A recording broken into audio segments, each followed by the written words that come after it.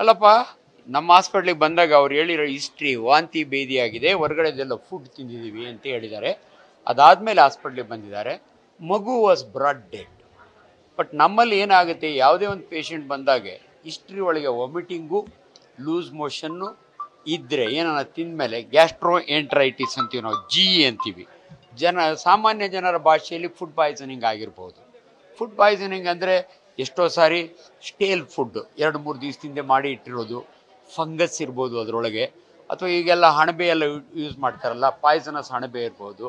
ಈ ರೀತಿ ಅಫ್ಲೋಟಾಕ್ಸಿನ್ ಅಂತೀವಿ ನಾವು, ಒಂದು ಫಂಗಸ್ ಇರುತ್ತೆ, ಪರ್ಟಿಕ್ಯುಲರ್ಲಿ ಅದು ಕೆಲವು ದವಸ ಧಾನ್ಯಗಳಲ್ಲಿ ಇರ್ತವೆ. ಅದು ಇದ್ರೂ ಕೂಡ ಈ ರೀತಿ ಆಹಾರನ ತಿಂದಾಗೆ ವಾಂತಿ ಆಗುತ್ತೆ, ಭೇದಿ ಆಗುತ್ತೆ. ಇದರಲ್ಲಿ ಡೆತ್ ಯಾಕಾಗುತ್ತೆ ಅಂದರೆ ಸಿವಿಯರ್ ಗ್ಯಾಸ್ಟ್ರೋಎಂಟರೈಟಿಸ್. ಮೋಸ್ಟ್ ಪ್ರಾಬಲಿ ಮಗುಗೆ ತುಂಬ ವಾಂತಿ ಆಗಿರಬೇಕು ಅಥವಾ ತುಂಬ ಲೂಸ್ ಮೋಷನ್. ಯಾಕಂದ್ರೆ ನಮ್ಮ ಹಾಸ್ಪಿಟ್ಲಿಗೆ ಬ್ರಾಡ್ ಡೆಡ್ ಅಂತೀವಿ ನಾವು. ಇವರಿಬ್ಬರು ಚೆನ್ನಾಗಿದ್ದಾರೆ, ಅಂದರೆ ಸ್ಕ್ಯಾನ್ಗೆ ಹೋಗಿದ್ದಾರೆ.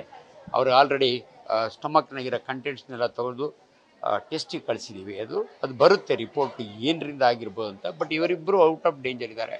ಅನ್ಫಾರ್ಚುನೇಟ್ಲಿ ಮಗು ಬ್ರಾಡ್ ಡೆಡ್. ಅದು ಯಾಕೆ ಸತ್ತೋಯ್ತು ಅಂತ ಪೋಸ್ಟ್ ಮಾರ್ಟಮ್ ಇಲ್ದಿರೋ ಗೊತ್ತಾಗಲ್ಲ. ಮುಂದೆ ಅದು ಮಾತಾಡ್ತಾರೆ ನಮ್ಮ ಹಾಸ್ಪಿಟ್ಲ್ ಅಥಾರಿಟಿಗಳು. ನಾನು ಇಲ್ಲಿ ವರ್ಕಿಂಗ್ ಡಾಕ್ಟರ್ ಅಲ್ಲ, ಮೊದಲು ವರ್ಕ್ ಮಾಡ್ತಿದ್ದೆ, ಈಗ ನಾನು ಡೈರೆಕ್ಟರ್ ಇದ್ದೀನಿ.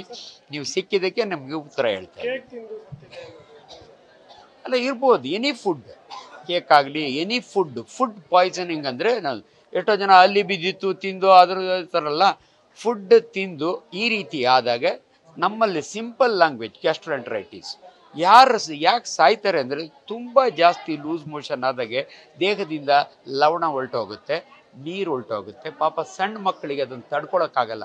ಅದಕ್ಕೆ ಅಂಥ ಮಕ್ಕಳನ್ನ ಆದಷ್ಟು ಬೇಗ ನಿಯರೆಸ್ಟ್ ಹಾಸ್ಪಿಟ್ಲಿಗೆ ತೋರಿಸಿ ಅವರಿಗೆ ಡ್ರಿಪ್ಪು ಅದೆಲ್ಲ ಹಾಕಿದರೆ ಉಳ್ಕೋತಾರೆ. ಚೆನ್ನಾಗಿದೆಯಪ್ಪ ಇಬ್ಬರು. ಅವರು ನೀವು ಕನ್ಸರ್ನ್ ಡಾಕ್ಟ್ರನ್ನ ಮೀಟ್ ಮಾಡಿ, ಆಮೇಲೆ ನಾನು ಆ್ಯಸ್ ಎ ಡೈರೆಕ್ಟರ್ ಮಾತಾಡ್ತಾ ಇದ್ದೀನಿ. ಇದನ್ನೇನು ದೊಡ್ಡ ಇಶ್ಯೂ ಮಾಡೋಕ್ಕೆ ಹೋಗ್ಬೇಡ. ಇಬ್ಬರು ಅಲ್ಲೇ ಇದ್ದಾರೆ, ಸ್ಕ್ಯಾನ್ಗೆ ಹೋಗಿದ್ದಾರೆ. ನಾವೆಲ್ಲ ನಮ್ಮ hospital it's A reputed hospital, medical legal ಆಗಿದೆ, ಅಂದರೆ ಪೊಲೀಸ್ ಕೇಸ್ ಆಗಿದೆ. ನಿಮಗೆಲ್ಲ ಇನ್ಫಾರ್ಮೇಷನು ಆಮೇಲೆ ಸಿಗುತ್ತೆ. ಸೊ ಈಗ ಸದ್ಯಕ್ಕಂತೂ ಇಬ್ಬರು ಚೆನ್ನಾಗಿದ್ದಾರೆ. It's not a big issue. Okay. News first, ನಿರ್ಭೀತಿಯಿಂದ ನಿಮ್ಮ ಪರವಾಗಿ.